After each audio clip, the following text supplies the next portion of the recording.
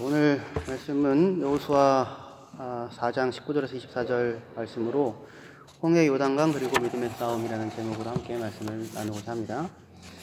욥기를 3번 했는데요. 잠깐 쉬고요. 이 말씀을 전하고자 합니다. 요즘에 저희 매일 성경 PT가 여호수아 부분입니다. 제가 어제 많이 걸었거든요. 33만 걸음은 아니고 3만 3천 걸음인가? 한 25km, 26km. 한 5시간, 6시간 정도 걸은 것 같습니다. 묵상하고 기도하고 무슨 말씀을 어떻게 전달해야 되나 고민하다가 욥기를 놓고 여호수아 말씀을 가지고 함께 말씀을 나눕니다.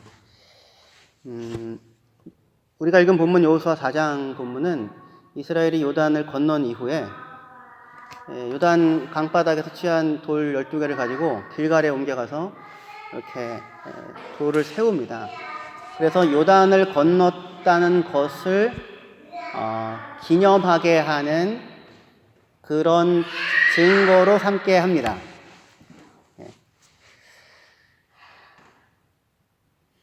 마이크 소리보다 큽니다.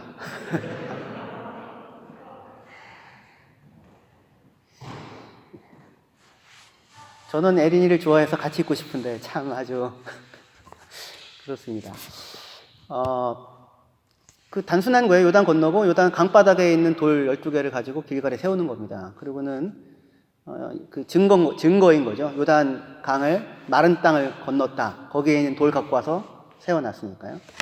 근데 이제 이 이야기를 이제 여호수아가 정리를 하면서 그 이제 돌을 세워놨으니 12개를 세워놨으니 이후에 너희 자손들이 계속 생겨나지 않겠습니까? 그러면 자손들이 그 돌을 보고 이건 뭐예요? 이렇게 물을 수 있는 거죠. 그때 이렇게 너희 자손들이 물으면 아버지 이건 뭐예요? 라고 물으면 부모로서 이거는 이거란다 이렇게 설명을 해주라는 얘기입니다. 그러면 보통 어떻게 설명을 해줘야 되냐면 후손들에게 얘기할 때 이거는 하나님께서 요단 강물을 말리시고 우리가 마른 땅처럼 거기를 건넜다는 것을 증거하는 거야. 이렇게 얘기를 해주면 되잖아요.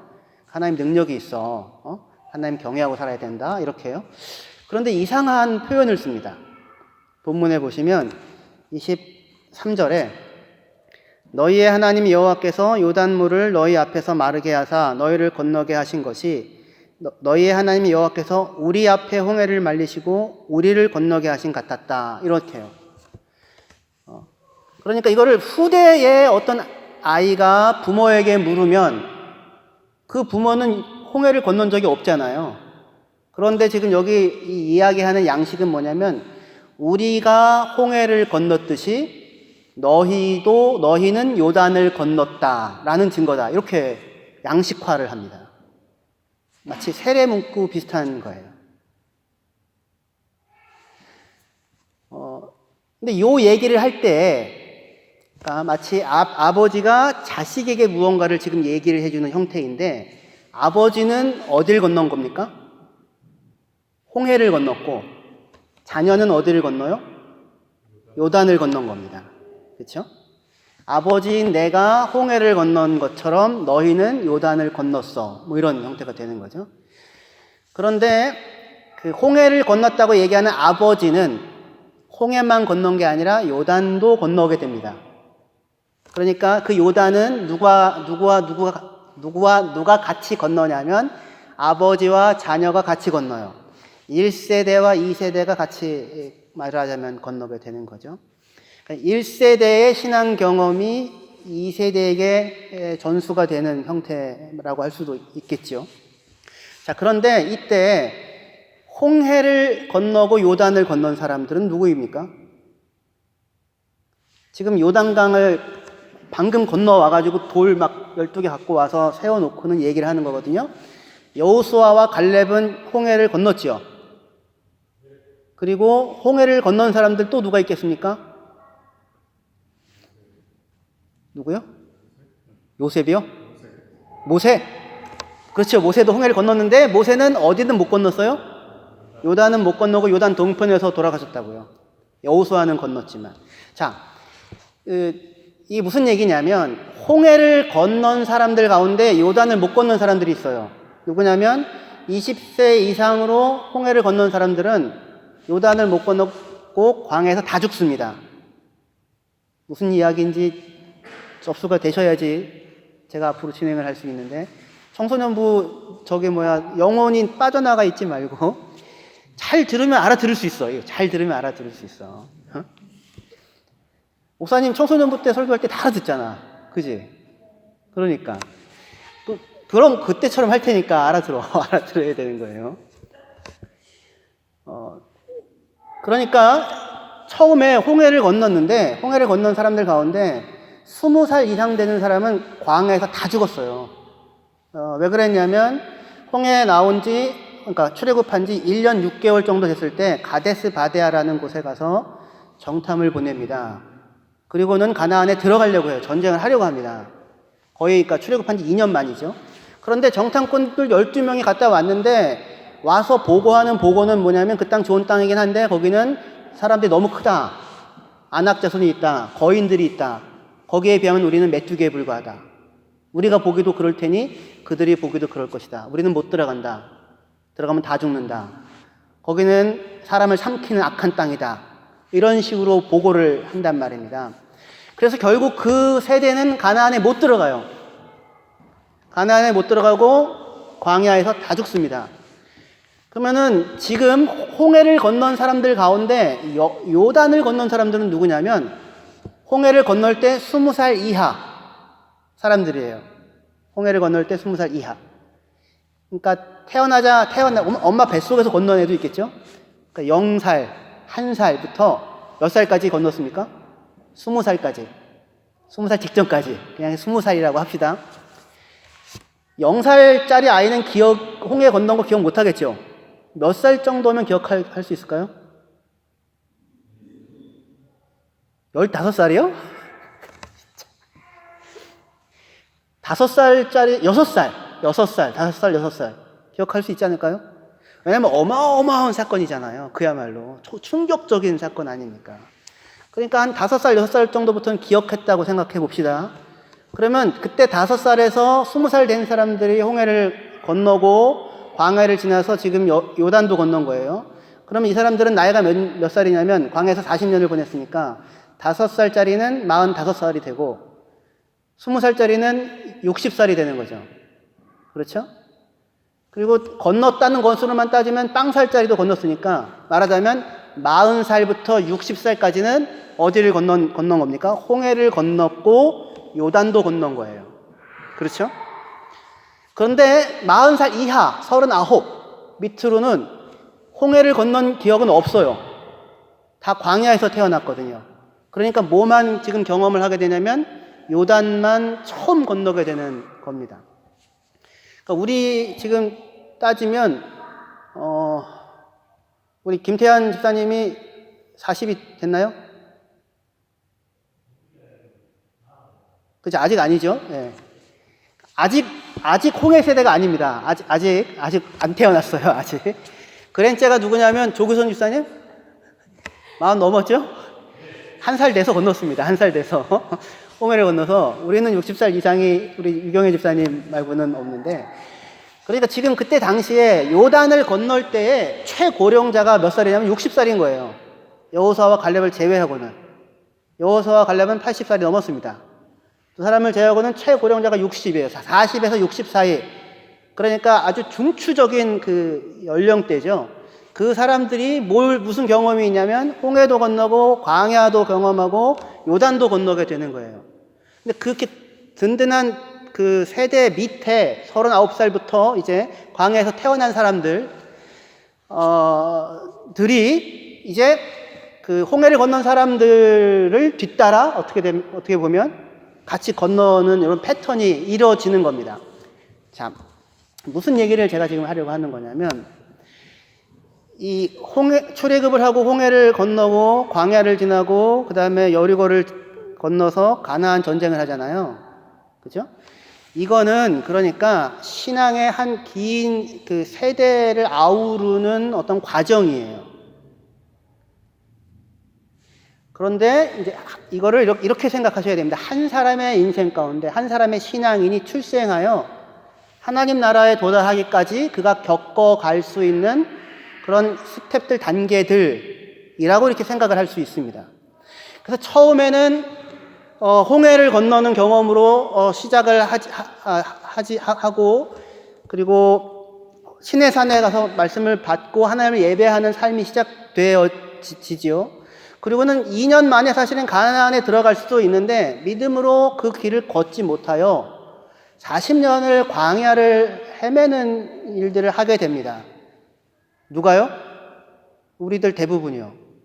여호수아, 갈렙, 그분들은 그냥 들어가는 건데 우리들 대부분이 그렇게 광야를 돌지요. 그리고 나서 이제 40 이상이 돼서 그 다음 세대와 더불어 홍해를 건넌 기억, 그 다음에 광야의 체험을 가진 사람으로서 앞장서서 요단을 건너가는 그 자리에 있기까지 우리의 삶이, 신앙이 이렇게 한 단계 한 단계 진행이 된다고요. 무슨 얘기인지 아시겠죠?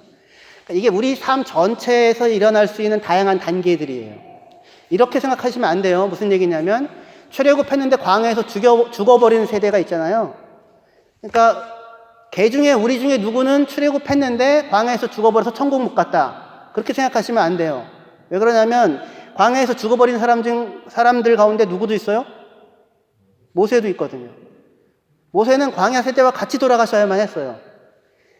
하나님께서 모세가 하는 얘기입니다. 너희들 때문에 내게 진노하여 나로 가나안에 들어가지 못하게 하였다. 모세는 그들과 운명을 같이 하여 죽어버리게 되는데, 이것을 그런데 이렇게 누구는 죽고 누구는 들어가고 이렇게 생각하지 마시고 우리 한 사람의 신앙 생활 속에서 이게 겹쳐서 일어나고 있는 과정이라고 생각을 하셔야 됩니다. 자, 광야에서 죽어버린 그 세대는 이미 이집트에서 출애굽할 때 20살이 넘었잖아요. 그러니까 이집트에서 태어나서 산 사람들이에요. 다시 얘기해서 이집트의 생활 방식, 이집트의 가치관, 이집트의 그런 삶의 방식이 아예 그냥 쩔어 있는 사람들인 거죠. 무슨 얘기인지 아시겠죠? 그러니까 세상적 사고, 세상의 가치관, 세상에서 중요하다고 생각하는 이런 것들이 다 몸에 배어져 있는 사람들인 거죠. 그 사람이 출애굽을 합니다. 그리고는 결국 광야에서 다 죽어요. 그죠? 하지만 이것이 계속 이어지죠. 그러니까 이것은 어떻게 생각해야 되냐면 우리 안에도 예수를 믿고 세례를 받고 구원을 받아 하나님의 자녀로 출생되지만 우리 안에 죽어버려야 할 내용들인 거예요. 애굽에서, 세상에서 그 찌들어 있는 형태의 삶의 모습, 결국 광야를 걸으면서 내내 불평하고 원망하고 그렇게 살 수밖에 없었던 사람들이 결국은 다 죽잖아요. 그죠? 그 사람들이 다 죽어야지만 비로소 요단을 건너고 비로소 가나안의 전투를 수행하고 비로소 그 하나님 나라의 삶을 누려가는 게 가능해지는 거예요. 다 죽어야지만, 하나도 남기지 않고 다 죽어야지만. 그러니까 우리 안에 그 세상적인 습성과 세상적인 사고방식과 그 모든 육신의 정욕과 이런 게 있잖아요. 그런 것들이 결국 우리의 삶의 광야라고 하는 것을 통하여 완전히 죽어버리고 그리고 요단을 지나 가나안의 전쟁을 싸워야 하는 거라고요. 무슨 이야기인지 아시겠죠? 그게 이제 우리 한 사람의 인생 가운데 일어나는 형태의 일인데, 그런데 이때에 그럼 무슨 이렇게 어떻게 보면 홍해를 건너고 요단을 건너는 게 반복처럼 느껴지잖아요. 그죠? 근데 그렇지 않다고요. 아버지 세대가 그것을 겪어낸 사람으로서 자녀 세대에게 신앙의 유산을 물려주는 것 같은 그런 패턴이 반복되는 거거든요. 그러니까 이 삶은 결국은 우리로 하여금 하나님을 믿는 신앙을 시작하고 그리고 그 믿음으로 훈련받다가 마침내 믿음으로의 싸움과 전쟁을 수행하여 그 땅을 믿음으로 지배하고 다스리는 데에 이르기까지 우리가 하나 단계를 거쳐 가서 도달해야 할 삶에 대한 청사진인 것입니다. 무슨 이야기인지 아시겠죠? 그런데 이때 자 이렇게 생각을 해보십시오. 그러니까 광야에서는 내내 하늘에서 뭐가 내렸습니까? 만나가 내렸죠. 여기서는 농사를 지을 수 있어요? 없어요? 없어요. 지을 수가 없어요. 짓고자 해도 지을 수가 없어요. 하나님이 한결같은 사람으로 신실하게 먹이시고 입히시죠. 그죠? 가나안에 들어가면은요, 만나는 끝입니다. 들어가는 순간 만나가 그쳐요. 그럼 무엇을 먹고 살아야 됩니까? 어떻게 먹고 삽니까? 내가 손으로 수고하고 땀 흘리고 노력해서 얻은 소산을 나와 가정과 이웃과 가난한 사람들과 나그네와 이 스스로 생활할 수 없는 사람들과 더불어 함께 먹으며 하나님께 예배해야 하는 삶이 출발되어지는 거예요. 그렇죠? 삶의 양식이 달라요. 하나님이 전적으로 책임지고 입히고 먹이시던 데에서 내가 내 손으로 내 피땀 눈물로 경작하여 얻은 것으로 나와 이웃과 하나님이 늘 얘기하는 가난한 자들과 고아와 과부들과 함께 먹고 그리고 그것으로 하나님을 예배하는 삶으로의 시작인 거예요. 그러니까 광야에서의 삶의 양태와 가나안에서의 삶의 양태가 달라요. 이걸 정확하게 보여주는 게 뭐냐면 홍해를 건넌 것과 요단강을 건넌 것이 형태가 달라요. 어떻게 다르냐면 홍해를 건널 때는 홍해가 훨씬 더 스펙터클하고 드라마틱한 겁니다. 바다가 갈리는 거잖아요. 요단강은 물론 이스라엘이 요단강을 건널 때에 범람하는 그런 가장 요단강 수위가 이렇게 높은 때예요. 그래서 그 급류가 흘러내리는 거기에 발 잘못 들이면 쓸려가서 다 죽을 수 있는 그런 사실은 상황이기도 하지만 사실은 홍해가 훨씬 더 거대한 규모잖아요. 그렇죠? 자, 그때 이스라엘 백성이 홍해를 건너죠. 근데 믿음으로 건넌 겁니까?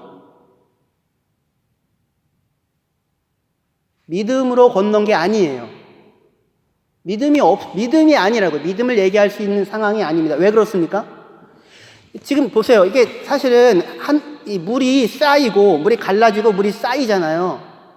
물이 동풍이 불고, 물이 갈라지기 시작하고, 그리고 물이 벽처럼 쌓이기 시작하는데, 하나님이 모세에게 명령을 합니다. 너 왜 가만히 있니? 백성들 나가라고 해라. 행진하라고 해라.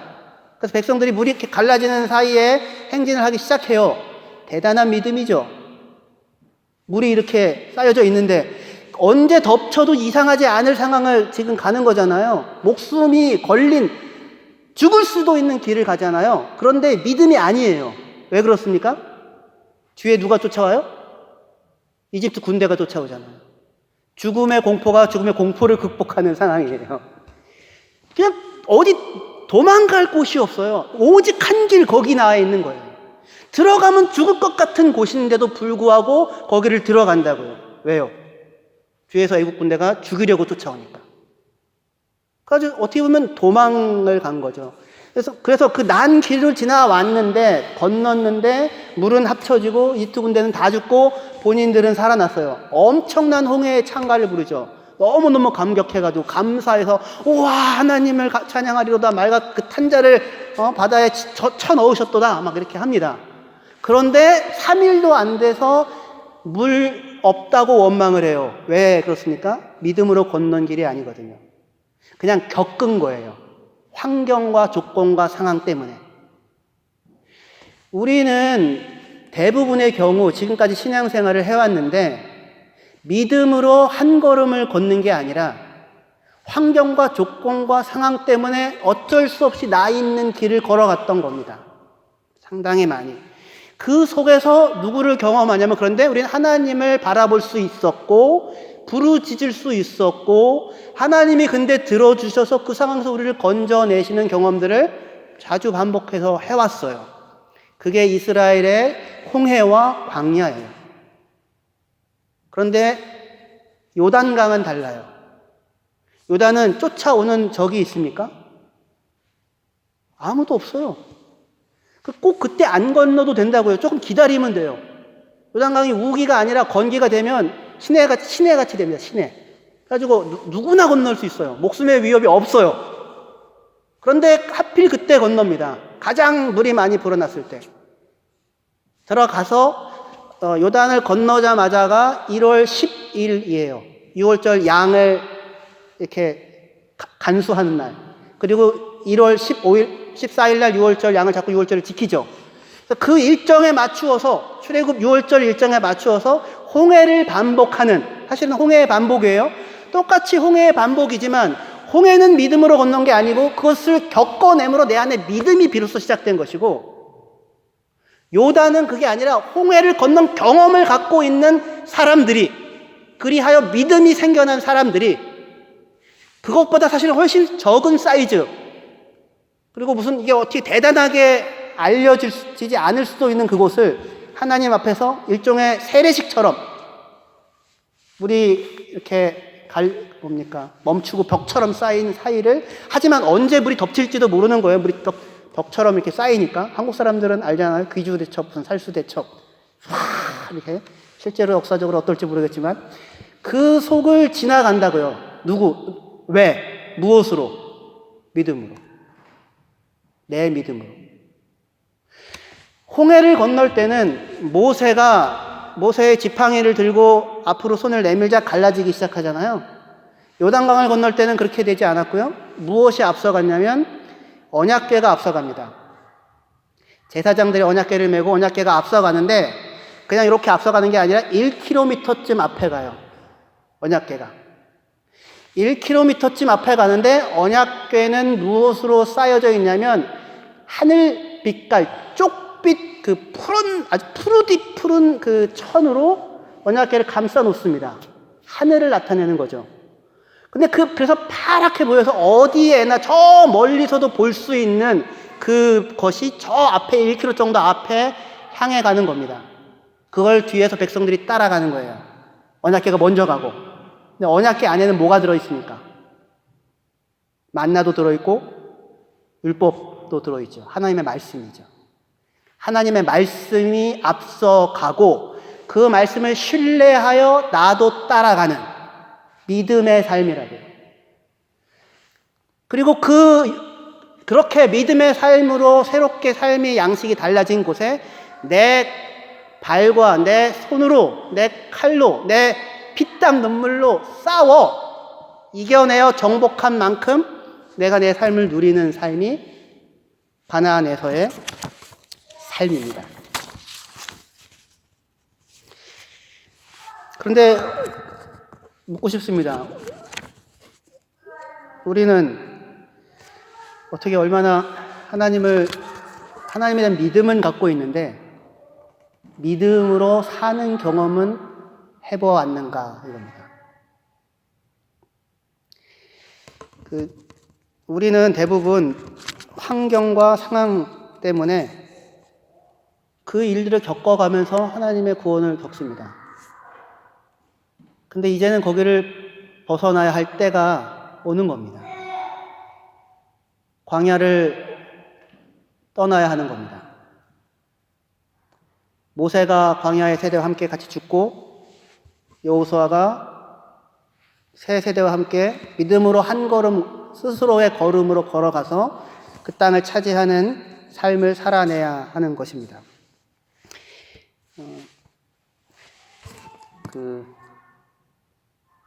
저에게도 이 홍해의 경험과 광야에서 경험은 많습니다. 여러분에게도 많죠?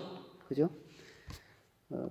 저는 여기 독일에 와서 2005년에 와가지고 2007년도에 미나를 낳았는데, 첫째 딸을 낳았는데, 저희 미나를 보험 없이 낳았습니다. 저희는 공보험이 아니라 사보험이었는데, 미나가 그 예정일 한 2주 전에 사보험 그 계약 기간이 만료가 됐어요. 그래가지고 연장 신청을 했는데 안 받아줬어요. 왜냐하면은 돈 많이 나간다고. 애 낳으면. 그래서 너무 황당한 가운데 그 사실을 알고는 2주 전에 미나가 태어나게 해달라고 간절히 기도하였으나 기도의 응답은 반대로 와서 예정일보다 2주가 훨씬 더 뒤늦게 태어났어요. 예정일보다 늦게 태어나면 병원에 계속 가야 되거든요. 병원에 계속 보험도 없이 계속 가가지고 병원 검사를 하는 겁니다. 우리는 절대로 수술을 하면 안 된다. 우리는 제왕절개 안 된다. 우리는 무조건 자연분만이다. 그 가운데 카리타스라고 하는 단체에다가 좀 도와달라고 신청을 했어요. 1,000유로를 주겠대요. 와, 그래도 감사하다. 근데 진통이 와가지고 애 낳으러 가는 그날 아침에 그 우편함을 열어보니까 500유로 주겠대요. 1000유로 주겠다고 해놓고서 갑자기 500유로. 우리는 절대로 수술하면 안 된다. 우리는 무조건 자연분만으로 나야 된다. 나중에 알고 보니까 1000유로 더하기 500유로를 또 주겠다는 얘기였었어요. 그때는 그걸 몰랐어요. 그때 그 당혹스러움, 당황함, 분노, 그 보험회사에 대한 막 그냥 분노, 똑같은 상황인데 연장해준 데도 있었거든요. 나오지는 않는 애, 기도해도 애가 오히려 시간이 지날수록 안 나오고, 하여튼 병원, 일단 그랬어요. 그런데 결국에는 아이를 잘 낳았고, 자연분만으로 낳았고, 모든 병원비가 다 해결되고, 오히려 기저귀를 살 수 있는 여유 비용까지가 생겼어요. 그리고 나서 미나를 낳고 나서 제가 그때 당시에 여기서 찬양 인도를 했었거든요. 나의 안에 거하라 나는 내 하나님이다. 내가 너를 보배롭고 존귀하게 여기노라. 그 찬양을 하는데 제가 막 통곡처럼 울었어요. 참지를 못하면서. 김월천 기억나세요? 네. 그때 당시에 김한배 목사님이라고, 저는 이제 부교육자였고, 그렇게 얘기하셨어요. 여러분들 아이를 낳으세요. 울잖아요? 감격하고 은혜 받아 운다 이겁니다. 그래서 아이를 낳으세요. 울잖아요. 그때 하나님이 저한테 들려준 말이, 야, 너 아무것도 없어서 걱정하고 염려하고 두려워하고 당혹스러워 했는데 그 아이는 내 아이다. 내 자녀다. 내가 책임진다. 걱정하지 마라. 염려하지 마라. 그렇게 얘기를 해주시더라고요. 큰 얘기였어요. 이거는 더 이상 뒤로 넘어갈 수 없는 얘기죠. 홍해 같은 경험이라고요. 말하자면. 그 죽을 것 같은 당혹스러운 상황에서 걱정하지 마라. 내가 너 지킨다. 그게 십자가죠. 십자가. 우리가 아직 죄인이었을 때, 우리가 연약할 때 그리스도께서 우리를 위하여 죽으심으로 우리를 어떠한 사랑으로 사랑하시는지를 확증하셨다. 더 이상 뒤로 넘어갈 수 있는 게 없어요. 너는 내 아들이다, 내 자녀다, 내가 너를 책임진다. 어떠한 것도 이 세상에서 나를 끊을 수 없다. 그게 홍해였죠. 믿음이 시작된 거지, 믿음으로 사는 삶은 아직 아니라고요. 여기가 우리 착각이에요. 저의 연약함이기도 하고, 그동안 제가 늘 가르쳤던 것은 홍해를 가르쳤습니다, 여러분들한테. 광야를 가르쳤고요.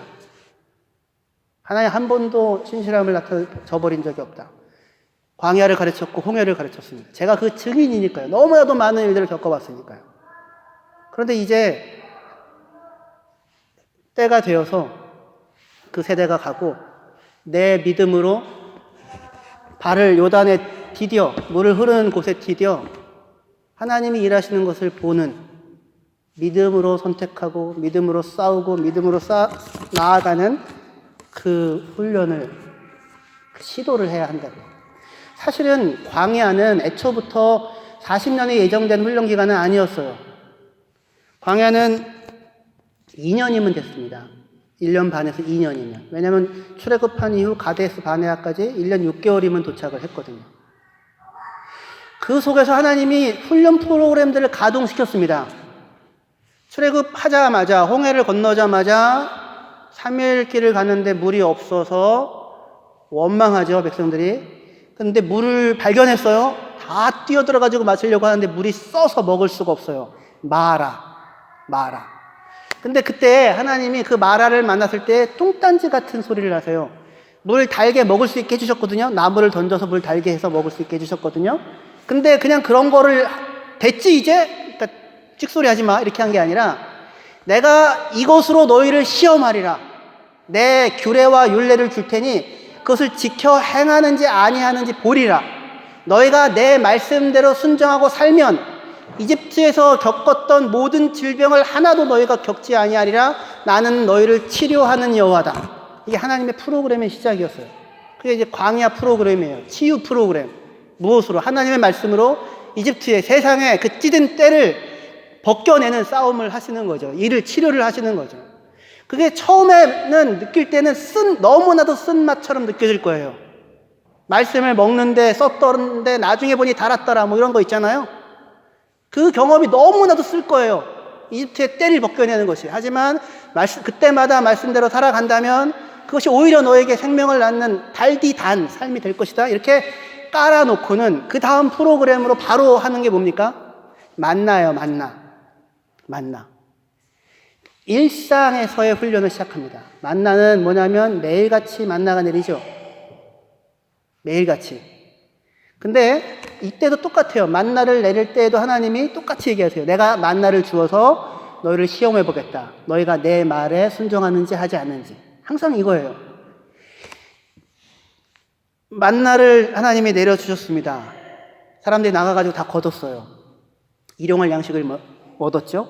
누구는 더 많이 걷고 누구는 더 적게 걷고 했겠죠. 근데 첫날 내렸는데 이거 내일도 내릴지 안 내릴지 어떻게 알아요? 그죠? 그래가지고 남겨놨다고요. 내일 안 내리면 이거 먹어야지. 그랬더니 그 다음날 보니까 벌레가 생기고 썩는 거예요. 모세가 막 확 화를 냅니다. 너 왜 말씀을 못 믿느냐고. 이게 매일같이 반복돼요. 얼마 동안? 40년 동안. 매일의 사소한 훈련이에요. 아침에 일찍 일어나서 나가면 만나가 내려져 있어요. 먹고 살 말씀이 있어요. 하나님의 약속이 있어요. 하나님의 훈련 프로그램들이 있어요. 그날을 하나님께서 책임지시고 채워주세요. 먹고 사는 문제 당연한 거죠. 그거는 먹고 사는 문제부터 여러분들의 삶의 걸음을 하나님께서 인도에 가시고 매일마다 일용할 양식을 주어 먹이신다는 사실을 믿으십니까? 경험하셨나요? 40년 겪으셨나요? 만나만 먹고 40년 살아보셨나요? 이스라엘 백성들이 원망하잖아요. 여러 가지 원망하지만 조금 더 가서 그 만나 내리기 직전에 하는 원망이 뭐였냐면 우리가 이집트에 있을 때는 고깃가마 곁에 앉았는데 이건 말이 안 되잖아요. 언제 고깃가마 곁에 앉아요? 엄청난 과장이죠. 근데 과장 없는 원망은 없어요. 모든 원망은 과장을 동반하고 과장 때문에 원망이 시작돼요. 우리가 고깃가마 곁에 앉았는데 나중에는 이제는 만나만 먹어. 이제는 만나만 먹어. 하지만 그 훈련을 하나님이 첫 훈련 프로그램이에요. 너의 하루 내가 책임진다. 일용할 양식 내가 책임진다. 나오자마자 하나님께서 시작하신 훈련이에요. 그 훈련을 하고 살아왔냐고요. 하나님께서 주신 것으로 먹고 살았냐고요. 아니면 내 손의 힘으로 살아왔냐고요. 여기가 믿음으로 살았느냐 아니냐가 갈리는 거예요. 훈련이 됐느냐 안 됐느냐예요. 나 먹고 사는데 문제 없었어요. 하나님 감사해요. 이게 훈련이 아니라 매일같이 하나님께서 한순간이라도 매일같이 내려주지 않았다면 나는 결코 살지 못했을 텐데 하루도 빼놓지 않고 하나님이 신실하게 나를 기억하시고 채워주셔서 내가 40년을 살았다. 이래야 믿음인 거예요. 그런데 우리는 아니죠. 저는 키일교회에서 11년 목회를 했는데요. 제가 11년 동안 굶지 않고 잘 먹고 잘 살았다. 우월라업 때도 가서 돈도 많이 쓰고 잘 살고 있다. 라고 하는 것이 하나님께서 매일같이 만나를 내려주시고 있다고 하는 것에 대한 살아있는 증거입니다. 저는 11년 동안 평균적으로 사례를 800유로 정도 받았어요. 그 이하로 받았어요. 브루토로. 네토로 받으면 650 이렇게 될 때도 있었고 700 될 때도 있었고 지금은 조금 여유가 생겼어요. 집세 내면 끝이에요. 그런데도 불구하고 사례를 받지 못한 적도 있었어요. 왜 그랬냐면 알바니아 선교사님 1200유로를 보내드려야 되는데 교회 재정이 빵꾸예요. 마이너스예요. 그래서 250유로인가 300유로가 부족했는데 알바니아를 보내고 제가 받지 않았어요. 받지 않겠습니다. 아주 비장한 표정으로 그렇게 얘기했어요. 그럴 수 있었던 근거가 있었어요. 바로 얼마 전에 저한테 300유로가 생겼어요. 이런 일들이 너무 많았어요. 지난 10년 동안. 언제나. 한치의 오차도 없이 어떻게 그렇게 상상도 할 수 없는 방식으로 그 부족한 부분을 생각지 못한 빈 구멍을 전혀 생각지 못한 방식으로 채워주시는지 그거를 10년을 겪어왔어요. 믿음이 조금 생겼어요. 요즘에는 제가 돈을 조금 많이 더 생겨서 헌금 생활이 등한한데 그때보다 정말 없을 때는 목숨 걸고 헌금 생활했어요. 미친 듯이 헌금 생활했어요. 그러면 그 미친 듯이 헌금 생활하는 만큼을 하나님이 채워주시더라고요. 2% 정도 부족하게 항상. 이만큼 넣어주시면 이렇게 주시는 게 아니고요. 겨우 이 상황을 건너갈 만큼 까치발 들고 들면 물에 안 빠져서 건너갈 만큼. 근데 이건 하나님이 채워주신 것이었구나 라고 고백하지 않을 수 없게 믿음이 생기는 거죠. 그 훈련을 하신다고요. 첫 번째 훈련이에요. 소소한 훈련인데 평생 해 나가실 훈련이에요. 너 일상, 너 하루를 내가 책임진다. 나 믿고 살아. 내가 채워지지 않으면 넌 못 산다. 근데 내가 채워주는 것만으로 살 수 있다. 내가 채워주는 것으로 살아라. 그리고 안식일 훈련으로 이어지죠. 그게 만나가 곧바로 이어서 6일 동안 거두는데 6일째는 2배 주겠다. 7일 나는 나가도 없으니 나가지 마라. 다들 순종했을까요? 저는 7일째 나가보겠습니다. 손 들어보세요. 저는 7일째 나갔어요. 손 들어보세요. 저만 나갔습니다. 저는 나갔습니다. 저는 하나님도 떠나보고 하나님한테 치수도 구해보고 저는 하나님 없이 인생을 살아보겠습니다. 이런 것도 해보고 하여튼 별별 걸 다 해봤어요. 7일째 나가보고 없다고 또 돌아오고 그 다음번 7일째 또 안 나갔을까요? 또 나가죠.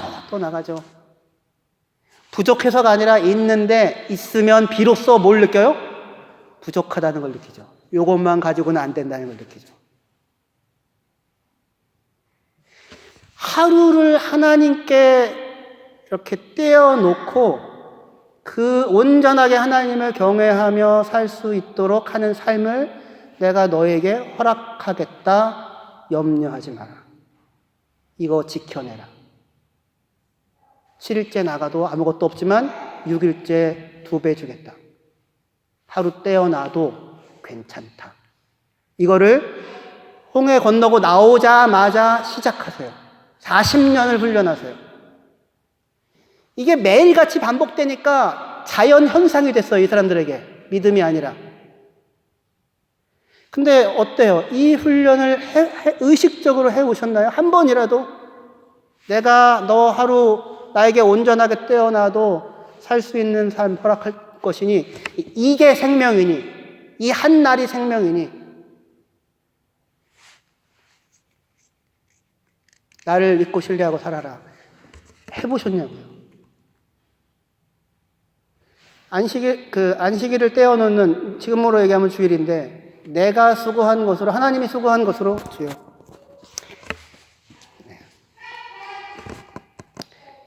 지금 이제 출애굽하고 홍해 나와서 2번째 훈련 얘기하고 있으니까 40년 얘기하려면 뭐 오늘이 가도 끝이 없을 것 같아서 여기에서 저희가 정리를 해야 될 텐데, 그 훈련을 해낸 사람이 가데스 바네아에서 저들은 우리의 밥입니다 라는 고백을 해요. 그 훈련하지 못한 사람은 내내 만나 먹고 내내 하나님의 은혜 가운데 있으면서 내내 불평하고 내내 원망하고 내내 한탄하다가 그 광야에서도 무슨 일을 하냐면 시기에 의하여 모세를 끌어내리려고 하고 우두머리를 꿈꾸는 욕망으로 다단과 아비라가 나서 하기도 하고 그 광야 속에서도 그 광야에서 이 훈련 하나님을 신뢰하고 한 걸음을 내딛는 이 훈련이 안 된 사람은 가데스 바네아에서 무슨 고백을 하냐면 무슨 자의식을 갖냐면 나는 메뚜기에 불과합니다. 나는 결코 나아갈 수 없습니다. 라는 고백이 자아상이에요.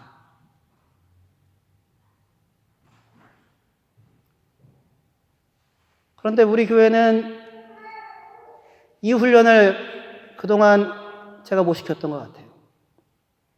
싸웠어야 했는데 소득의 10분의 하나 정도는, 10개의 하나 정도는 떼어서 하나님께 드리는 것으로 내 생명이 하나님으로부터 비롯되고 내 목숨줄을 하나님이 쥐고 계십니다. 풍성하게 채우십니다. 이 고백이잖아요. 이 고백하지 않아도 하나님 먹이세요. 이 고백하지 않아도 하나님이 입히세요. 지옥에 보내지 않아요. 하지만 뭘 못 만나요? 내가 내 발로 믿음으로 발을 걸었을 때에 요단이 갈라지는 것을 경험하지 못한다. 하나님의 나라가, 그의 강함과 그의 신실함과 전능하심과 능력이 나를 어떠한 사랑으로 사랑하시는지를 결코 겪어보지 못한다. 그러면 그냥 나는 메뚜기에 불과하다 하고 살게 돼요.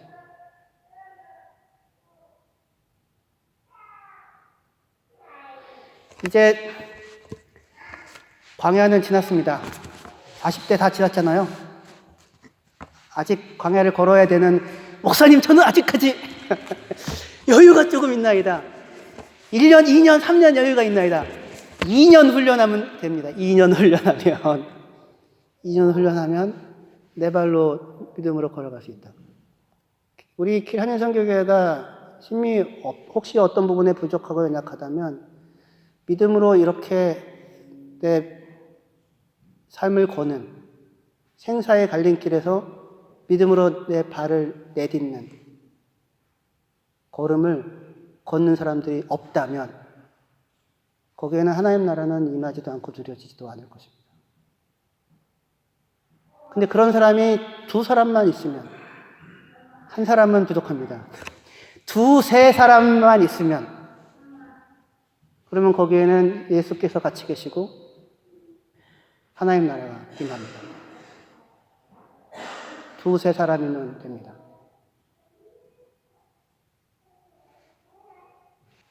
제가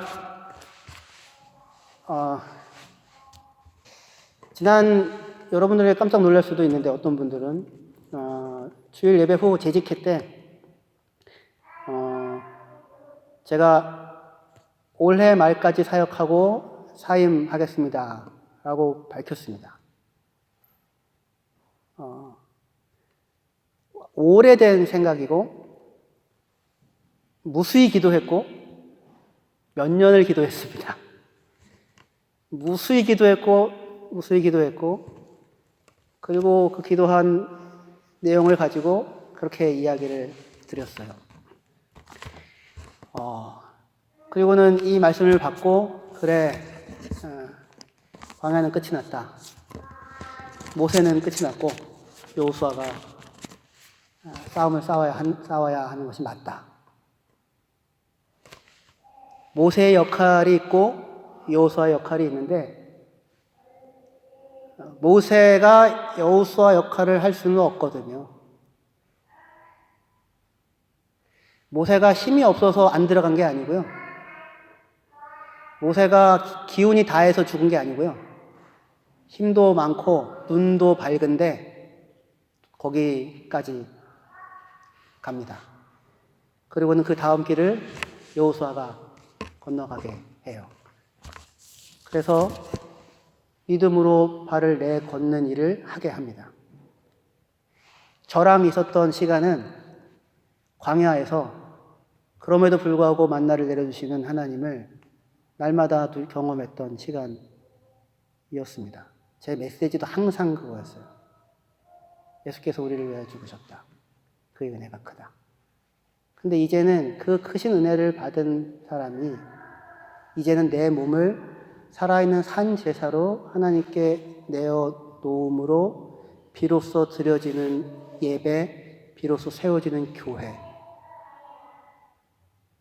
하는 것이 시작되어져야 하는데 우리의 오늘은 참 미약합니다. 그래서 저도 이 원고를 해놓고 원고대로 이 마지막 말을 과연 내가 할 수 있을까 두렵고 떨리는 마음으로 기도하며 썼습니다. 그리고는 결국 이 말을 합니다.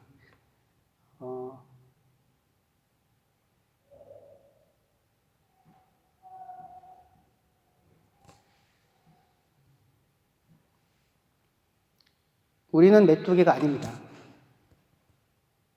우리는 홍해를 건넜습니다. 우리는 광야에서의 그 하나님의 끊임없이 내려주신 만나를 경험했습니다. 우리의 원망과 10번이나 행한 우리의 불평에 대하여서 하나님께서 외면하지 않고 우리를 가르치셔 왔던 삶을 지금까지 살아왔습니다. 어쩌면 이 연약해진 이 자리가 오히려 더욱 하나님을 그야말로 의지하고 믿음으로 한 걸음을 내딛는 걸음이 될 수 있을 것입니다. 홍해와 요단이 같이 있는 자리입니다. 우리의 두려움으로는 이집트 군대가 뒤에까지 쳐들어와 있습니다. 앞으로 난 길은 하나밖에 없죠. 우리의 두려움으로라면. 그러나 지금까지 함께 해오신 하나님을 떠올리고 신뢰할 수 있다면 우리 앞에는 무너지는 여리고와 결국에는 온 땅이 평안하였더라라고 끝나는 여호수아의 모습이 우리 앞에 놓여 있습니다. 저는 올해 말까지 사역을 하려고 하고요. 그 기간이 4달 정도 되는데요. 모세가 죽기 전에, 느보산 올라가기 전에 모압 평지에서 2달 동안 신명기를 강설을 합니다. 제가 신명기를 강설하겠다는 얘기가 아니라 지난 40년을 돌아보며 우리가 어떠한 일들을 했고 우리가 잘못한 것이 무엇이었고 우리가 어떤 점에서 어긋나서 고생하였고 그리고 그럼에도 불구하고 하나님은 어떤 분이시며 그리고 앞으로 너희가 들어갈 그 땅에서는 어떻게 살아야 하고 어떻게 살아내면 하나님의 복을 받아 누릴 수 있는지를 모세가 신명기에서 2달 정도 강설을 하거든요. 저희 남은 기간은 그 기간이 될 것입니다.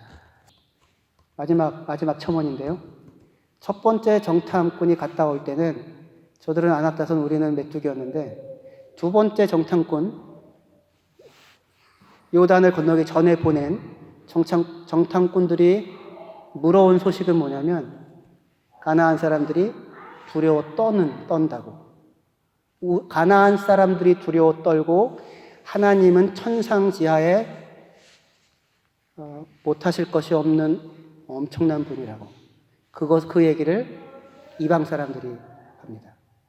그 얘기를 마음에 새기십시오. 다른 말들이 뒤흔들지 않도록. 전쟁입니다. 그 마음을 빼앗기면 배임을 당할 것입니다. 배임을 당하면 죽는 겁니다. 전쟁입니다.